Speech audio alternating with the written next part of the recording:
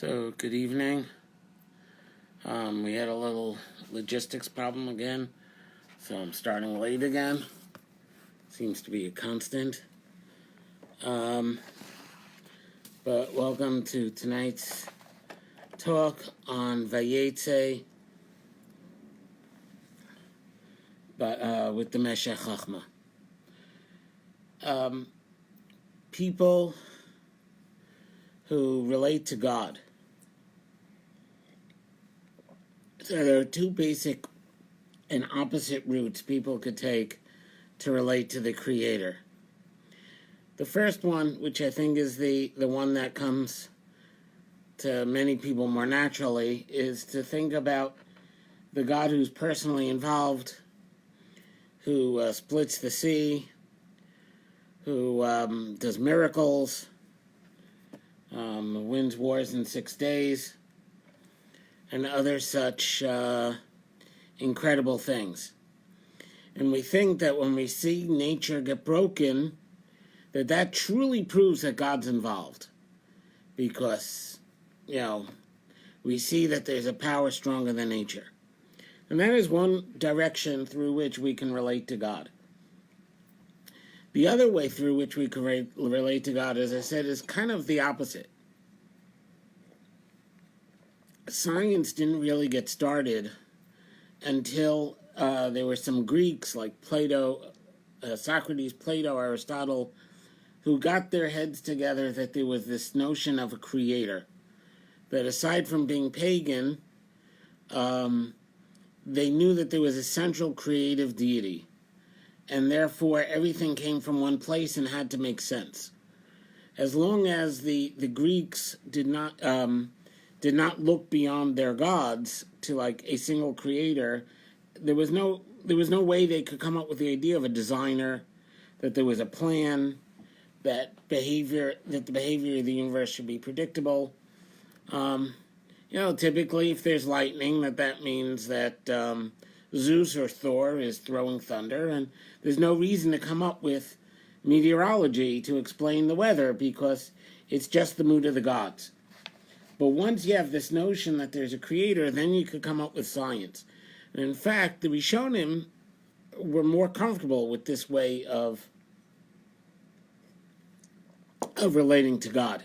Both the Ramban and Seforno have problems in the beginning of the Ramban and Seforno have problems in the beginning of Shemos.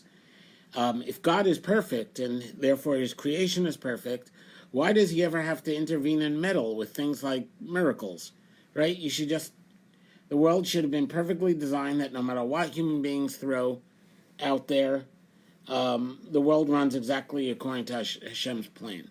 I mean, a perfect God should be capable of doing something like that. But what's it called?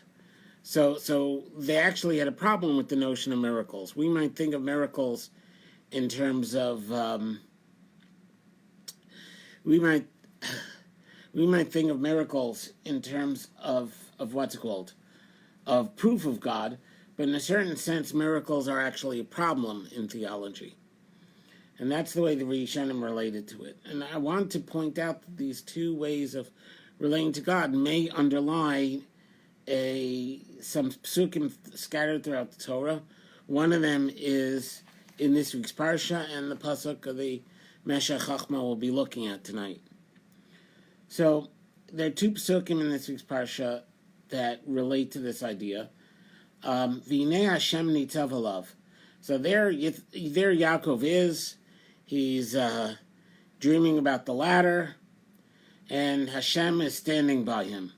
Vayomer, and Hashem says to him in this vision, Ani Hashem Elokei Avraham, I am Hashem, the God of Abraham, Avicha, your ancestor, your grandfather, Ve'Elokei Yitzchak, and the God of Yitzchak, which for some reason that I didn't really find an answer to is not called Avicha here.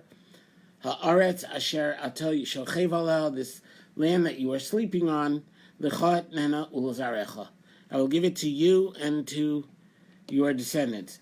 So notice there that Hashem says, Ani Hashem, I am Hashem. but he refers to himself in terms of how he related to Avram and to Yitzchak with the word Elokei, the God of. So the Hashem Havaya, the name that it connotes mercy, that connotes a personal relationship, that even connotes Hashem being above time,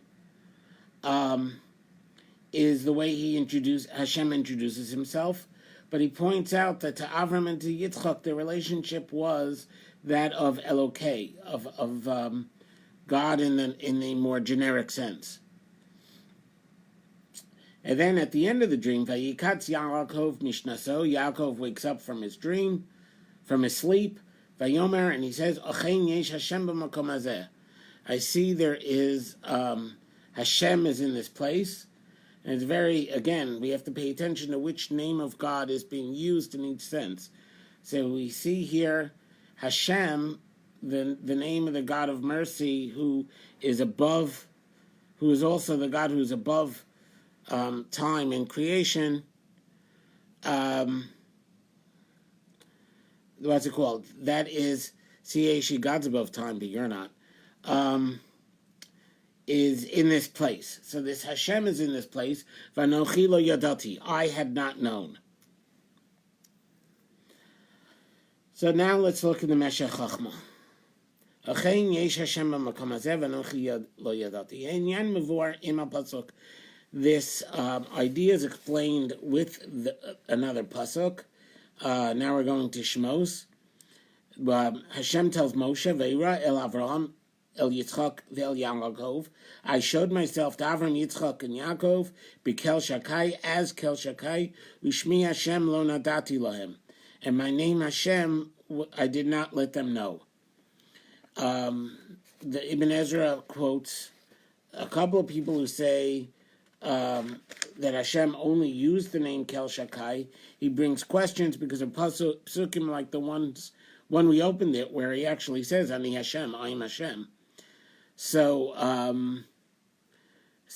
he says we're describing as not how Hashem refers to himself, but actually how Hashem behaves. Hashem's behavior is that of that we associate with Shem Hashem, with the name Kel Shakai, the God who sets limits, but not the name of Hashem, the God who's beyond time and nature and the God of miracles. So if we understand it this way, then the pasuk is saying that Hashem revealed himself to Avraham, Yitzchak, and Yaakov through nature, and it wasn't until Shemos, the Exodus, and Moshe, and these events that we see God as going beyond nature. Vayin Rashi Medrash. And then Meshch Chokhmah tells us to look at Rashi in the Medrash. So here's what the Rashi says there. Shmi Hashem lo nadati lehem, lo nadati enksiv. It doesn't say that I didn't inform them. Elo lo nodati. I didn't let them know. Lo nikarti lehem b'midas amitus shali. I did not reveal to them in my true midah. Shala nikra shmi Hashem. That is called, my name is Hashem. Neman le'ames devarai. That I could be trusted to make my words come true. Shariv v'lo kiyamti. I made many promises to Avram, Yitzchak, and Yaakov. I haven't fulfilled them yet. So with this idea, this is the Rashi that Meshch Chokhmah tells us to look at. Let's continue. V'lachein. B'chol ha'sefer lo timtza ani Hashem, rak ani kel shakai. In the whole book of Bereshis, except for the pasuk we just quoted, Hashem never says, I am Hashem. He says, I am Kel Shakai. I am the God, the force who sets limits. I'm the God of nature. I'm the God of natural law. Rak achrei yitzias Mitzrayim shekfar niskayma gzeira shel v'avadum v'inu osam. Only after Yitzias Mitzrayim, when the promise that was made to Avram is fulfilled and they did their service and they were tortured, then he begins to reveal himself using Shem Havaya. So it's only at the depth of Egypt that God starts relating to us through the connotations that we get with the name Havaya. Lochein, therefore, Bivtachto Avram Kodem, his Chil Aros B'Shem Havaya, when he made his promise to Avram in the beginning, he started to show the name Havaya, and that's why he says in Parshas Lech Lecha, Ani Hashem Asher Otzi V'chulu, Asher Otzicha V'chulu. I am Hashem who took you out, etc. Miyan Omar, and immediately Avram says, Umabeida, how will I know? V'nigzar Hashibur Hakosha V'nifsad Avur Zeh. Because of this, the heavy servitude of Egypt was decreed against Avram's descendants. And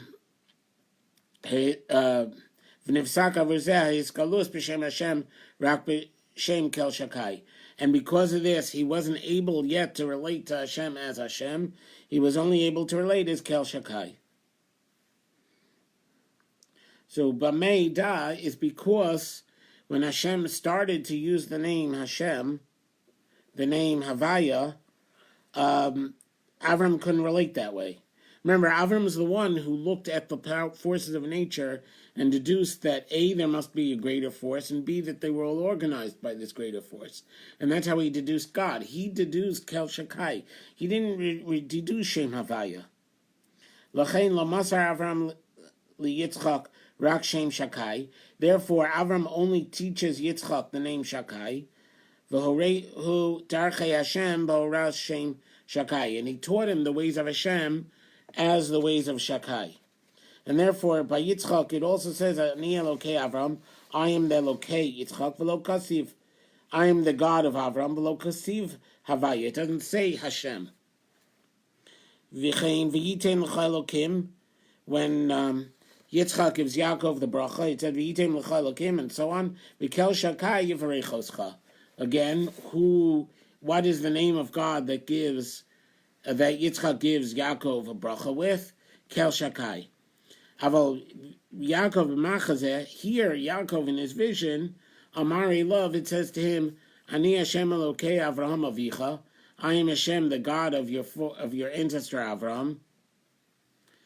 And here he interrupts by noting that the Zohar says that Machazeh is a lower form of Nevuah. These visions are a lower form of Nevuah. And therefore, V'zeh Shamar v'yikatz Yaakov, and he said, Yaakov gets up and he says, he got a glimpse of the supernatural of the angels on the ladder, and he realized this isn't just a place of Kel Shakai, this is a place of Hashem, and I had not known. This is also the same place where Avram said, Har Hashem Yira'eh, right? So this is the place where we relate to the God of miracles, not just to the God of nature, the God who responds to human activity, to human free will. And just as people don't act according to fixed laws, so too our response is called miracles, not of the fixed laws. And this is why the God of the miracles is the God of mercy, is Shem Havaya. Shalo yadati mida zume avosai. I didn't learn this midah from my ancestors. V'lo horu li darchei Hashem bazeh Hashem hanora. They didn't teach us the ways of God as are connoted by this great name, the Shem Havaya, the four-letter name that I've been calling Hashem.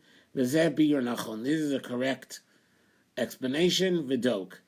If you study it, it'll all make sense. So I want to point out that if you look at the beginning of the Shemona Esrei, we have a similar effect. Baruch atah Hashem Elokeinu. When we refer to our God, we use the word Hashem.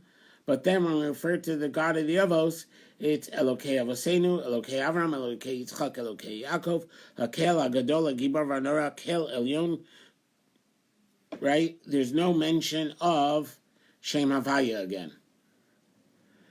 So we see that the same pattern, that the God of the Avos is the God of nature, not of miracles.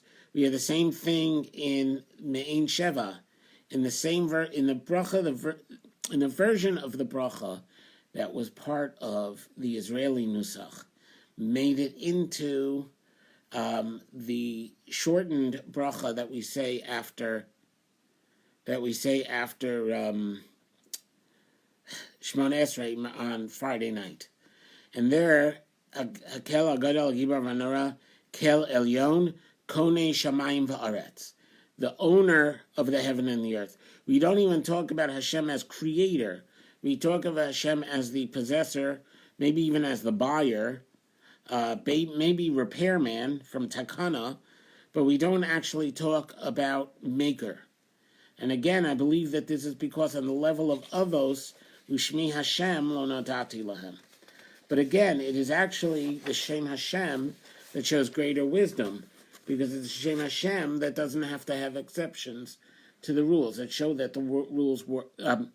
It's the Shem. It's Kel Shakai, which really awes us with the wisdom that the world runs naturally and consistently through a set of laws.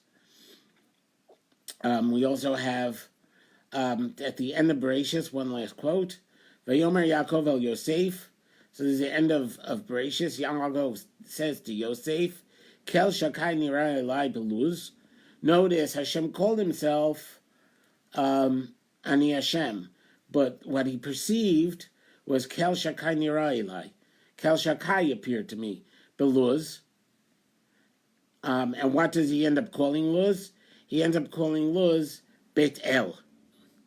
Notice there's no Beit Hashem until after Matan Torah, until we get to Shlomo building the Beis Hamikdash. So it's very interesting, these two different ways that we could relate to God. We could relate to God in a personal way, in a way that defies nature, and we could relate to God through being awed by the wisdom that's inherent in nature. Our Avos had faith that the God of personal relationship existed, but what they really experienced was the Kel Shakai, the God of nature, not the God of miracles. So I wish everybody a wonderful week, a great Shabbos. Feel free to write in any questions or comments. Saul, I need to ask you a question, but first I will end this recording. Have a great one. Bye.